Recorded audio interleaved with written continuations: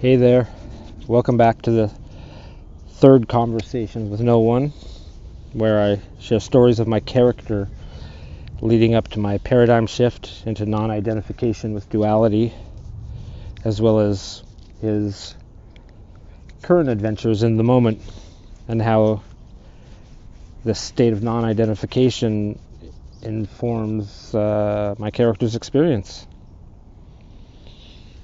So an interesting thing is happening. It seems that this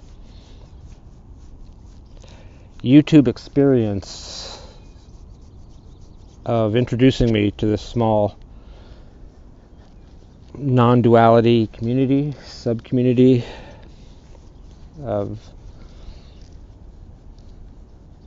smaller channels sharing authentic experiences and the people who watch them and interact. It's taken me down a small rabbit hole of expressing my character more in these conversations, and the more I interact with all of you here, the more I've been thinking about whether there are aspects of my character's journey that could be helpful to someone. So, in light of that, here's another one. So, a lot of my conversation too focuses on things my character has lost on this journey of non-identification. Layers that have peeled away, things I experienced completely differently. But it occurred to me that it might be helpful to balance that all out a little bit by telling you about all the things my character still really enjoys and participates in, and why. So I have a good friend who became deeply fascinated with the teachings of non-duality and non-duality speakers about the same time I was realizing how my experience, which had been going on for the previous 6 or 7 years, related to all of that. And he and I really loved having deep intellectual arguments, him consistently challenging my experience with his new knowledge and information and philosophies and theories. And we spent countless hours like this, walking around, talking, him telling me that so-and-so says this, so what I thought I was experiencing was wrong, because so-and-so is an obvious authority about what all this is and isn't, and I was being egotistical by thinking I knew more or understood more than these great people. It was deeply frustrating, yes, but it was incredibly helpful because I had to dig deep to see if there was any truth to his challenges or accusations. And one thing he always tried to call me on is that I'm a very picky eater. I don't enjoy any food that I don't absolutely love. My palate is very limited, which has caused me to figure out ways to navigate this so I can take care of myself, and while also engaging in, social activities that focus on food-oriented things, going out to dinner with friends, dinner parties, that sort of thing. And that in turn means this can be a bit of a struggle, or it can be awkward at times. At least it was a lot in the past. Now, I'm not saying my diet is noble, like veganism, or extremely healthy. I should absolutely admit that it's really, really not. And this is obviously a result of conditioning growing up, and a story which could or should fall away if I was truly not identifying with my character, or, as my friend would say, enlightened. And though I don't embrace the idea that this is enlightenment, I had to take it seriously, the point he was making. And I discovered that, yes, I can reject this story and reach a place where I appreciate all food for what it is without comparing or judging flavors or textures. And I choose not to. I really enjoy the food I love, and I currently have the privilege of choice. My choices aren't harming my body to any unacceptable degree, and they aren't harming anyone else. It might mean less opportunity for experiences at times, but that's okay. It's a reasonable trade for now, at least.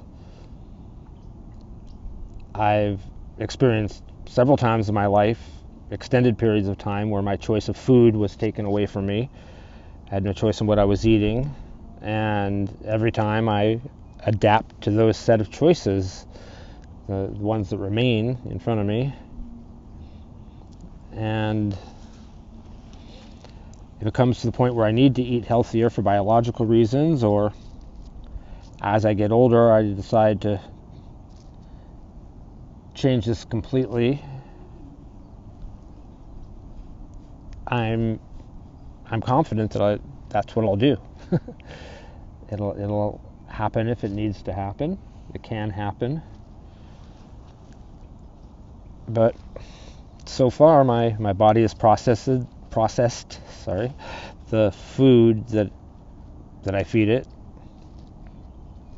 Processed that food in ways that seem to defy the science of nutrition as we know it. My friends hate me for it, and most likely I have very fortunate genetics, so I haven't had to pay the price. And yeah, it might catch up to me down the road, but I accept that possibility. Or it's also possible that my relationship with my food changes my body's experience with it. I remain open to finding out. I'm sure my body will tell me before this is over. But for now, I choose to indulge my character's indulgences, and it brings me physical gratification without unreasonable side effects. So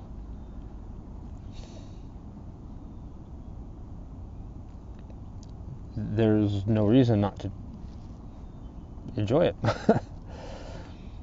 And along these lines, I still enjoy socially drinking alcohol, smoking spliffs that are mostly tobacco, but a little bit of pot.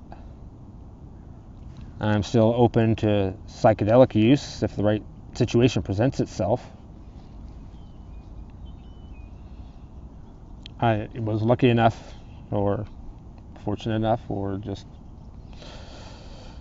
it happened that I was completely straight edge, clean and sober until sometime in my 30s, where I made a conscious decision to explore not being in control all the time. And having come all of that late in my life, it helped me develop a mature relationship with these things. And from everything I can tell, I've avoided addiction or dependency despite some long periods of indulgence. But I feel no attraction to any of these things when they aren't around. So I don't see any reason my character can't enjoy them in reasonable amounts.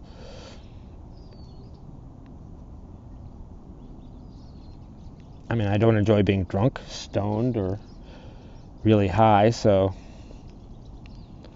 all of these things have just been self-regulating for me. I still enjoy the same kinds of books, films, and shows I always did, but I have found that my cynicism and criticism levels have fallen